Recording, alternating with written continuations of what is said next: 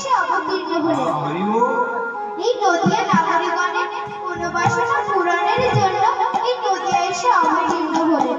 এই গৌরহরির অবস্থা কেমন? ঝলক দিয়ে দিতেছে, ওই না ঝলক দিয়ে দিতেছে, ঝলক দিয়ে দিতেছে, ওই না ঝলক দিয়ে দিতেছে।